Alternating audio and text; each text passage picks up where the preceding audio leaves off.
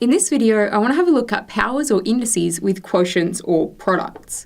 So the rules that we have here is that if we have two things, so for example, AB, and the whole thing is to the power of n, then that means that each term in there has to be to the power of n. So we could write it as a to the n times b to the n. So that power applies to every single thing in those brackets.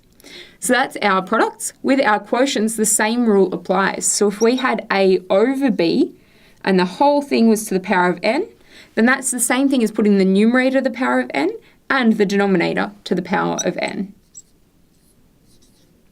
So it applies to each thing in there. So let's have a look at a couple of examples. So for our first example, if we have p squared q cubed, and that whole thing to the power of 5. Now, one of the other rules that we know is if we have x to the power of m and it's all to the power of n, then that's the same thing as timesing our powers together. So here, if that 5's applying to this p squared term, then that's going to give us a p to the 10 because we're going to multiply our 2 and our 5 together. And then we're going to multiply our 3 and our 5 together for the q. So we'd have p to the 10, q to the 15. For our second example, if we have minus 2xy squared to the power of 3. Now that 3 has to apply to everything. So this first one is going to become a minus 2 cubed.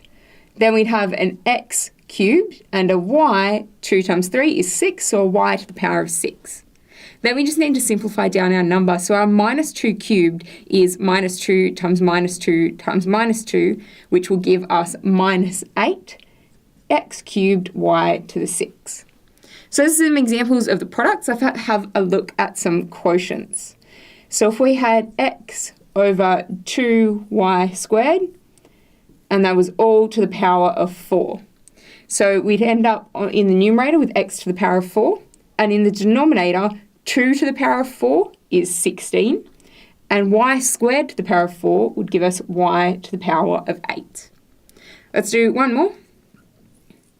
So let's do 4k squared over 5 all squared. So we know that 4 squared is 16. K squared squared would be the 2 times 2, so that would be k to the power of 4. And 5 squared is 25. So there are a few examples of how powers work when we've got powers of quotients and products.